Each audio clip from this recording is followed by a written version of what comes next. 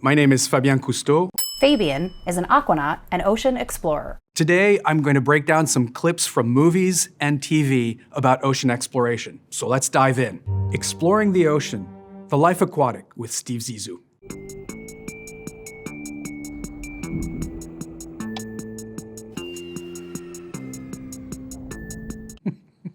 It's a little close to home.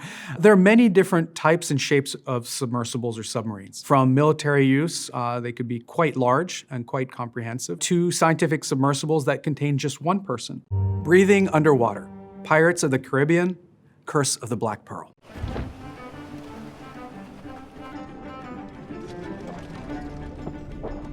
This is either madness or brilliance. I love this movie, but that's actually plausible. If the boat is heavy enough to hold the air for a short amount of time, there's enough oxygen in that breathing loop to be able to do that. Air pockets form in things that are concave, so like a cup being forced underwater. But that's the key, is the boat heavy enough to not float up to the surface with an air bubble? Additionally, scuba diving and ocean exploration under the blue veneer was first started with this similar kind of concept. So this is feasible. So it would seem. Ocean currents, Finding Nemo. What brings you on this fine day to the EAC? Yeah, so ocean currents are absolutely real. Deep ocean currents are basically conveyor belts connecting the various oceans of the world. Many animals that are transients actually use ocean currents for transportation. So it is absolutely possible to find these kinds of turtles and others in these kinds of currents because they've been using them for hundreds of millions of years to transport them from point A to point B. Ships. The Beatles' Yellow Submarine. We all live in a yellow submarine, yellow submarine, yellow submarine. Usually we listen to sounds of nature because we have to be very attentive to the radio from the surface, to other sounds around us in the water. Well, my grandfather built some of the first underwater submersibles for scientific research. And in order to distinguish a submersible for military use versus a submersible for scientific research, the research submarines were painted yellow. High visibility, so you can see them easily, and distinguish themselves from other purposes. And so the color yellow is very typified in underwater research submersibles. Now that said, that's not the only color. There's white, there's orange, there's many other colors, but yellow is by far the most common color. I kind of like the way it is. Losing oxygen into the blue.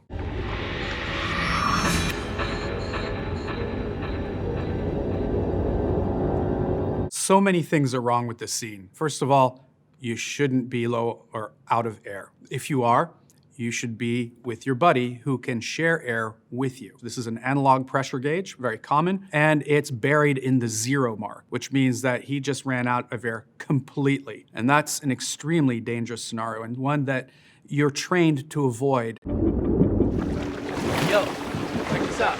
Look at this. Where's Amanda? He, of course, understandably went straight to the surface, not blowing bubbles, which you should be blowing bubbles as you're going to the surface, otherwise you can risk an embolism. Give me that tank, quick! Come on, come on! Tank. Grabbed a tank with no regulator on to go back down. In emergency circumstances, you can swap those tanks out underwater if you know what you're doing, but this guy looks like he doesn't know what he's doing. Fantasy underwater habitat, Star Wars 1, The Phantom Menace.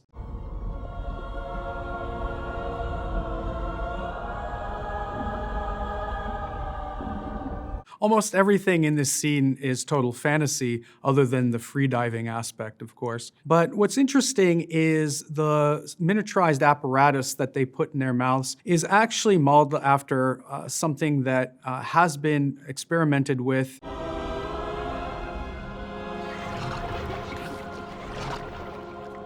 In most fantasy renderings of underwater habitats, you see a dome and then you see people in some sort of dry environment underwater city. That's kind of a hybrid idea between what we as human beings need, which is a source of air, a source of breathing gas, and some of these sea creatures who can seemingly transition from a water environment to an air environment without any problem in breathing. That said, we are building an underwater city of sorts, an underwater research station more akin to the International Space Station of the Sea called Proteus. Proteus will be fully equipped to take on at least 12 to 18 people to house a submarine in a submarine hangar, and to be able to deploy aquanauts for indefinite periods of time in the ocean and to live underwater for not hours or days, but weeks, months, and possibly longer.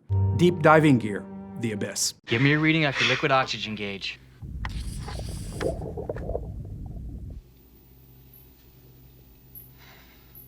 There's some creative license taken in this particular scene. Deep divers typically do use suits somewhat like this, although this certainly looks like a spacesuit. The suit itself apparently is equipped with liquid breathing. Give me a reading off your liquid oxygen gauge. Which up to this day is not feasible. The idea of liquid breathing is exactly that. It's breathing liquid that's rich in oxygen so that it sustains life. What we typically use on expeditions are full face masks, which fit the entirety of your face up front.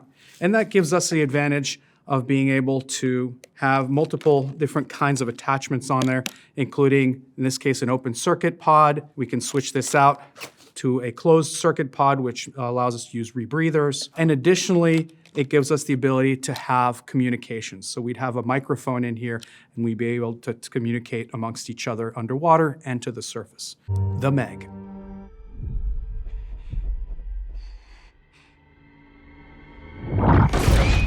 I'd love to have that habitat. That looks pretty cool with the tube and everything else. There are several things wrong with that clip. First of all, scale. There's no shark of that size in existence today. It just simply doesn't exist. Oh boy. Touch you like that, please. The injury that it sustained getting sliced open like that may not have killed it right away, but it certainly would have injured a shark enough so that it would have broken off an attack.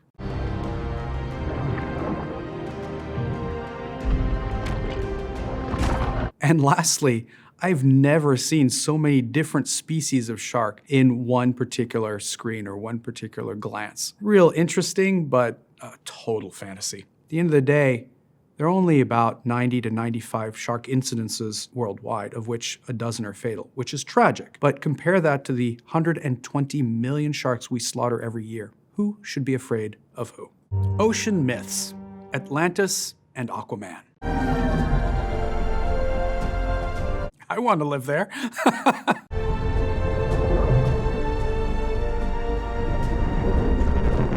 Atlantis has been a common myth since the Greek legends, and it may be based in some aspects of history where earthquakes may have swallowed up a near-shore village and sunk it to the bottom of the sea. The ocean swallowed us, and Atlantis sank. People have been fascinated with the ocean world since there have been people on this planet because it's below the blue veneer, it's below that surface area, it's that mystery place that is full of animals and sea creatures and aliens. And so it stands to reason that we would hope and think and dream that there's an underwater city down there somewhere. Oh, I know the story.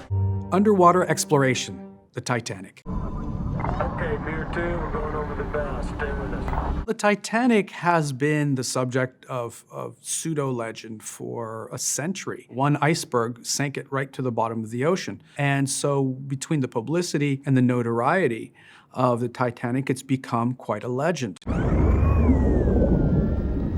This particular clip in Titanic actually portrays a fairly accurate visual of what you would see on a clear day underwater, especially at depth, when you happen onto a shipwreck. With that kind of light and those kinds of capabilities, that is quite possibly what you'd be confronted with. Still gets me every time. You're really trying to set me up, aren't you?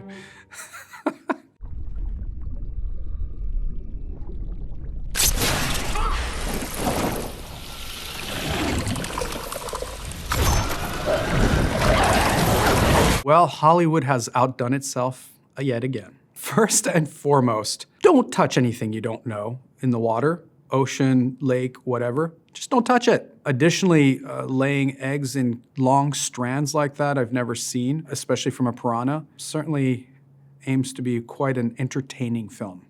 This is incredible. Stranded, open water. Daniel, where's the boat? I guess it's one of those. They pretty much did everything that they needed to do when they popped up. Normally when a person goes for recreational diving, they have all the basics, including BCD, mast fin, snorkel, and a tank. In this scenario, like in open water, two things that could save your life and are easy to carry are a whistle to signal attention to the closest boat, and a safety sausage, which when you inflate, comes up 3 to 6 feet, depending on the size of the sausage, so that it signals where you might be. Very simple mechanisms, easy to carry, and can potentially save your life one day. Capturing fish, Finding Nemo.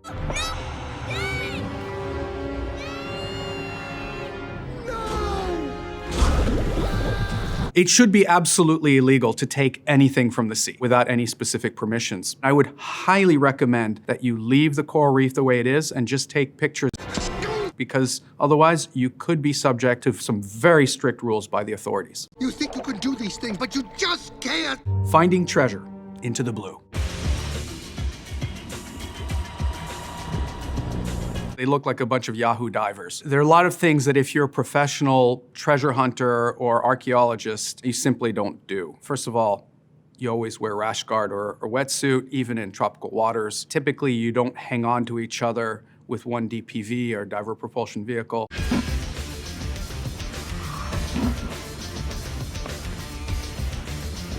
There are a lot of procedures that you'd want to follow to do things professionally. This is definitely not professional. I can't believe this guy. The nerve. 20,000 leagues under the sea. Stay clear of the tentacles. They'll seize anything within reach and hang on to the depth. There are a lot of rumors why the giant squid has become this mythological animal. I would imagine you find little tantalizing bits of evidence washed up on shore, and the imagination fills in the blanks, and so you create a sea monster. Giant cephalopods, including squid, exist, and we haven't really done a good job at finding them or filming them. There have been sailor stories of large animals like giant squid, sometimes wrapping their tentacles around their boats. I would imagine that there may be a time down the road where a deep sea submersible, not a large submarine like Nemo's, but a small submersible, may have an encounter with a squid or some other kind of cephalopod. It's possible that it may get curious and wrap its tentacles. I would imagine it wouldn't be able to bring it down to the bottom, but hey, they're pretty big animals. The classic shark attack, Jaws. Smile, you son of a... Shooting a scuba tank in a shark's mouth's probably not going to yield those results. Typically, shooting a scuba tank allows for the air to pass through the bullet hole and will make it act like a rocket more than an explosion. Aye, aye, sir, aye. Free diving, the Big Blue.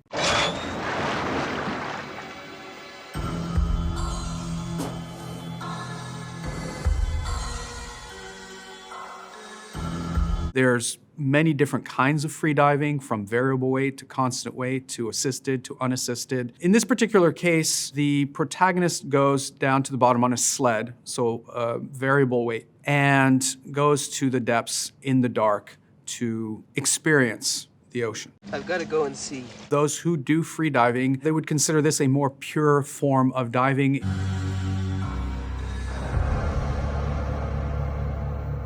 I don't usually see free divers dive at night, but the rest of it is fairly accurate. Defense against sharks. Lara Croft Tomb Raider, Cradle of Life.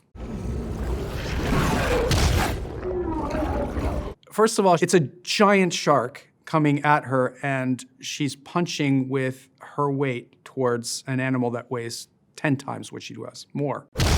Not realistic. Secondly, sharks don't yawn underwater. It was a common practice and common thought that punching a shark in the nose was a good deterrent in case you were face to face with an animal that was aggressive. We've since found out that you actually have a good chance of angering the animal. Smart sharks, deep blue sea. They recognize that gun. It's impossible. Sharks do not swim backwards. They can't. What to say about that clip? They're right that sharks don't swim backwards. Unless for short distances they can back out of a corner or something like that. It's not realistic. Shark cage, 47 meters down.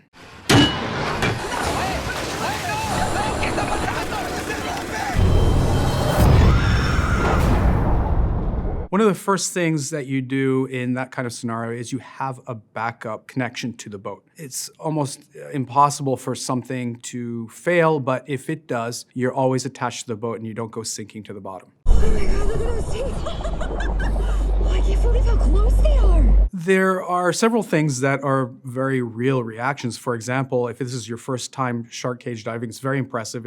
Can be a little intimidating or scary. Are you girls okay? No, I think the cage just dropped a little bit. They do have AGA masks or AGA type masks on for communications. Usually you're on hookah and not on tanks when you're in the shark cage. But if, God forbid, something like this would happen, they do have an air supply with them. More ships. The Life Aquatic with Steve Zissou. Here's where we do all our different science projects and experiments. This is the kitchen, which contains probably some of the most technologically advanced equipment on the ship. That clip comes very close to home. The Calypso was my home growing up, and the crew were family. The Belafonte is quite similar in that nature. Topside, we've got the bridge, the mini-sub, an old chopper, and all kinds of radar and sonar and underwater movie gadgets. Your typical research vessel would be set up for everything that you need for long-term expeditions, because in many cases, once you sailed off from port, you would be gone 3, 4, 5, 6 months, sometimes multiple years at a time. So you would need to bring with you everything that you could. A library for all the research needed, a galley, of course, that was fully equipped, preferably with wine, and of course some laboratories to do experiments on site. For us, it was also having a dive locker and other vehicles so that we could get to places that the ship just couldn't. Equipment damage, the abyss.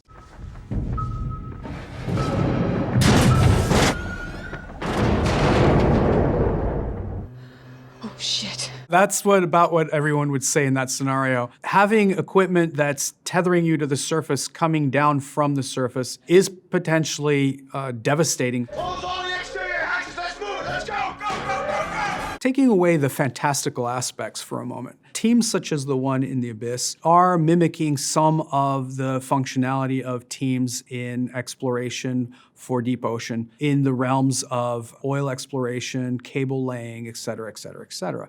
Diving gear, men of honor. 1, 2, 3. Ah, yes, lead feet. Although I've never been in the US Navy, this seems like a fairly extreme test for the US Navy diver. The equipment that he was donning is hundreds of pounds, and it is extremely difficult to move in. So you have to be very well trained and great physical shape. They used to use those for training in the old days, and it was commonplace before scuba to use hard hat diving to explore the bottoms of the ocean. Underwater explosions, lost.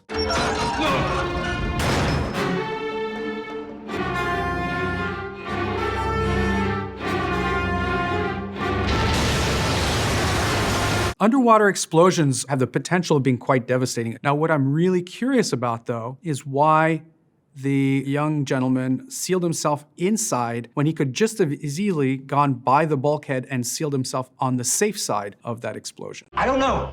Mother Nature, day after tomorrow.